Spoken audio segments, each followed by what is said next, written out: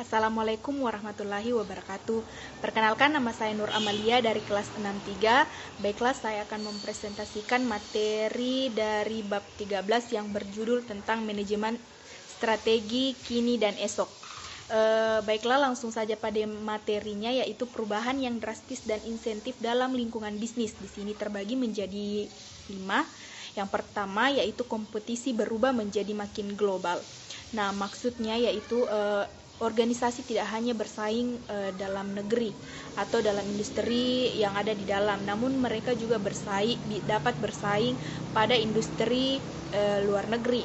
Terus yang kedua yaitu kompetisi yang membunuh. Organisasi tidak hanya bersaing di dalam negeri, namun juga harus bersaing dengan industri yang ada di luar. Mengapa? Mereka harus mengetahui bagaimana cara agar tetap bertahan, agar tetap bisa dapat eksis. Yang ketiga yaitu perkembangan teknologi yang luar biasa. Nah, di sini bisnis yang sangat membuat bisnis itu semakin terkenal yaitu dengan melalui teknologi, dengan melalui internet. Mengapa? Agar bisnis yang mereka keluarkan itu bisa dikenal oleh orang, karena tidak sedikit orang atau hampir semua orang sudah memakai internet, maka disitulah peluang organisasi dapat memperkenalkan bisnisnya melalui internet. Kemudian yang keempat adalah perubahan perilaku konsumen. Konsumen lebih memilih produk atau jasa yang ramah lingkungan. Jadi di sini adalah bagaimana organisasi ini membuat konsumennya tetap menjadi pelanggannya agar mereka tidak lari ke perusahaan lainnya. Nah, terus yang terakhir yaitu terbukanya beragam peluang bisnis. Banyaknya peluang bisnis yang terbuka, maka organisasi harus tetap mempertahankan bisnis yang ia punya agar karyawan atau konsumen tidak lari ke bisnis yang lainnya.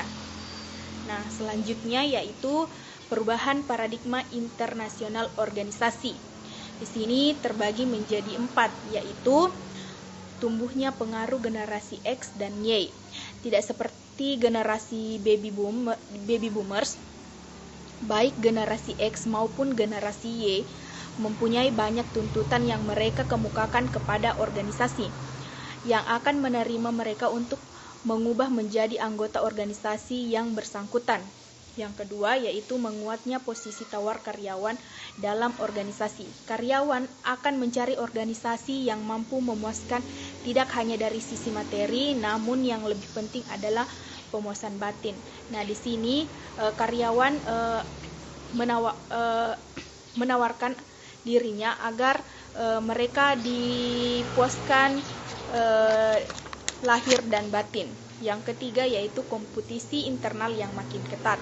Nah, di mana kompetisi internal ini semakin ketat karena banyaknya pesaing-pesaing, jadi semakin ketat pula persaingan yang ada di dalam. Terus yang keempat, adanya perubahan paradigma dari bisnis inti menjadi kompetisi inti. Di sini bisnis inti akan berubah menjadi kompetisi inti karena banyaknya organisasi-organisasi lainnya yang berkembang dan kita harus mengikuti perkembangan itu. Jadi di sini kita bersaing secara sehat agar bisa tetap menjadi perusahaan yang eksis.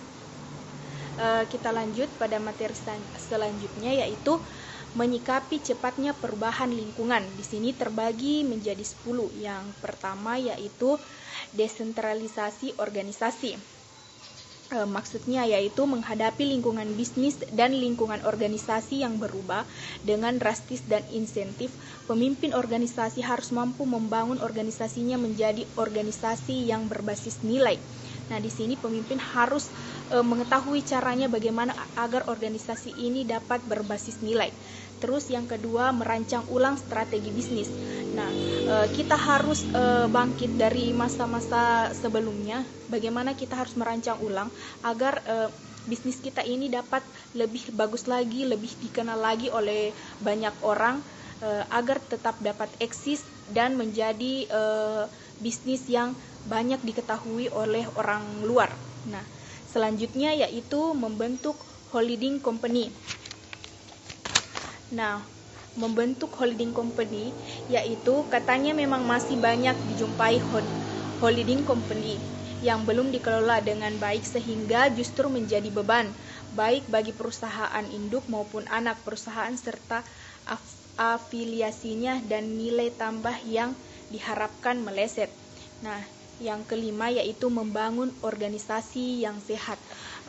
Di sini pemimpin harus mengetahui bagaimana caranya membangun organisasi yang sehat.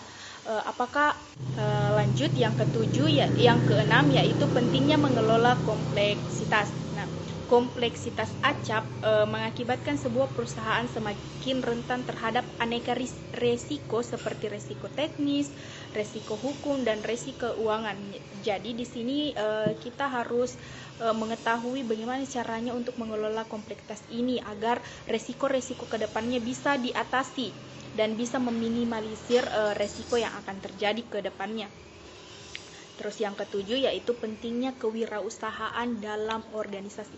Mengapa kewirausahaan itu penting dalam organisasi? Karena kewirausahaan ini sangat berguna atau sangat penting untuk dalam organisasi.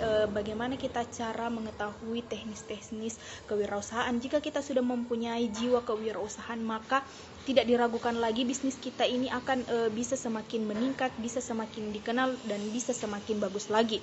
Terus yang kedelapan yaitu mengembangkan budaya pembelajaran. Nah, di sini pembelajaran sangat penting untuk meningkatkan suatu bisnis. Kenapa? Karena jika kita tidak mempunyai dasar, maka sama saja itu tidak ada hasil yang akan didapatkan. Kita harus mempunyai dasar, kita harus mempunyai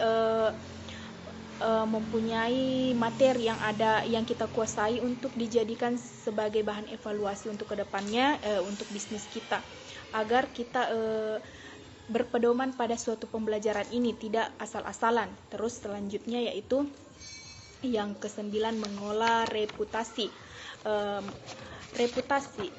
Mengolah reputasi